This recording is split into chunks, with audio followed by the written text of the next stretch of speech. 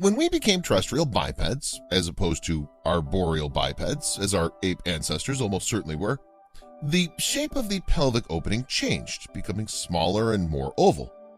At that point, birth became difficult and dangerous, as it had not been previously. And apparently, maternal death in childbirth is a real problem, to the point that women with larger pelvises had a selective advantage. They lived long enough to have more children. Pelvises got larger, allowing babies to get larger, making pelvises get still larger. But pelvises couldn't get too large, or walking and running would be inefficient. So we have three factors here: maternal survival, efficiency of movement, and baby birth size. Maximize any one of these and the others suffer, yet all three are important. The compromise that we've ended up with isn't fair, nor is it necessarily the best anatomical design that could be imagined. But evolution doesn't make things fair, it only makes them work. And death in childbirth, even without the aid of modern medicine, is not frequent enough to give selective advantage to women with a slightly different anatomy. Our bodies work well enough, in other words. It's up to us to make up the difference with medicine because, well, evolution does not have to be fair, we can strive to be. Live birth must by definition carry risks to mother and offspring, but from what I've read, the issue of danger is over rapid development of our brains. The skull thus demands as the biggest unyielding part of the baby to get through the pelvic aperture.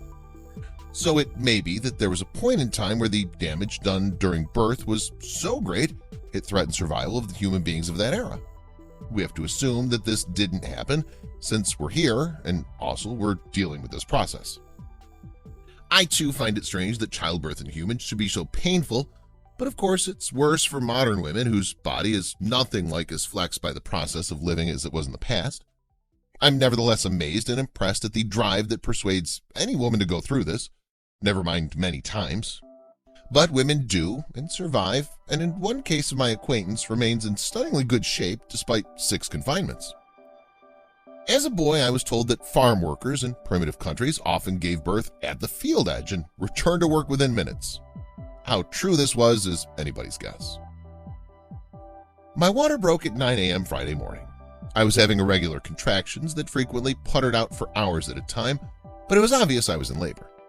I did a lot of things to try to get them to pick up, walked, jogged, bounced on my ball, went up and down countless flights of stairs, crawled all over the house with my toddlers, and rested in between. Nothing seemed to help make the contractions more consistent. Sunday evening, I went horseback riding with my family and came home and took a hot shower. My contractions picked up and became even more intense. My midwives arrived around 11 p.m., and I honestly believe they didn't think I was in labor. I was in a fantastic mood and breathing through the slightly uncomfortable feeling with ease. They got a call around 3:30 a.m. that another mom was having contractions more frequently than I was, every 3 minutes compared to my every 4, and left to be with her. And they left. I laid down to try and rest between my waves. I didn't get much rest, but laying in bed on my side with pillows between my legs was comfortable, so I laid there for a few hours. Monday, around 11 a.m., I decided to take a hot bath because my hips were pretty sore, posterior baby and back labor, and my contractions picked up in duration and intensity. I told my midwife, and she said she'd send her back up. At around 1:25 p.m., I hit transition and got sick to my stomach, puked, and then it was like I got in the zone. At that point, I texted my midwife, telling her I hoped her backup drove fast, even though I knew she wouldn't make it. I went to the pool and I just let my body do what I needed to do. I breathed through the intensity of the waves and someone decided to call my midwife. I knew the backup wouldn't make it in time, but I wasn't worried. I kept telling myself that my body was made for this and that my baby was finally coming. I didn't push at all, I just let my body take over. FER is incredible. I was never in any pain at all, just very uncomfortable during transition until I puked. My sweet boy made his appearance at 1:44 p.m. and weighed 10 pounds and 22 inches long at exactly 41 weeks. I caught him myself, and when my sport team freaked out because his cord was around his neck, I stayed calm and reassured them that he was okay. It took him a few minutes before he could make regular breaths, but I could feel his heart beating and I knew somehow that he was okay. The midwife showed up about an hour later and helped me finish delivering the placenta. I think I was just too tired to push the last bit out. There was more emotions here. The weeks leading up to my labor were long and prodromal labor since before 35 weeks. I had my midwife for prenatal and postpartum care, but I chose to give birth unassisted with no help from others. At 35 weeks, we learned I was 2 centimeters dilated, 80% effaced, and at +1 station. My midwife didn't foresee me making it to 40 weeks. May 24th, 2018 was just like any other day. I was 38 weeks and 3 days along. I did a lot of lying in bed watching TV. Like every other day, I had a few good contractions, but these were a little more pushy feeling. I called my mom just to give her a heads up about these different contractions. While on the phone with her at 7:06 p.m., my water broke. I was so excited that labor had finally arrived. I was home with just my 2 other children aged 3 and 11. My mother and significant other were both over 2 hours away. I called my oldest into the room and told her my water broke and it's time. I had her start calling the list of friends who wanted to attend my home birth while I did my hair and makeup. LOL. The photographers arrived and started to capture all the details surrounding. With each contraction, I leaned over the pool, which was very high, and offered counter pressure to help relieve her back labor. In between, I'd offer water and help dry off arms with the pool water being so high.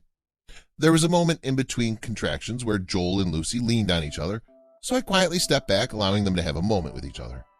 Here they were, the ones who created this life. I wanted them to share that and for it to be captured through pictures and video. The moment faded away as another contraction picked up. Lucy instantly calling out my name, I continued to do counter pressure over the pool. She said that she was feeling so hot, so I made more washcloths with peppermint oil, and I also placed a small amount on her forehead and neck. I would gently blow on her, hoping to cool her down and allow her to melt into relaxation. She had a cervical check and was almost fully dilated. She asked Joel if he wanted to get in and offered me the option of joining as well. I decided to hold off and support her from the side of the pool. The water in the pool was too high for anyone else to get in, already spilling off the side she was leaning. We attempted to slightly drain it, which was not working.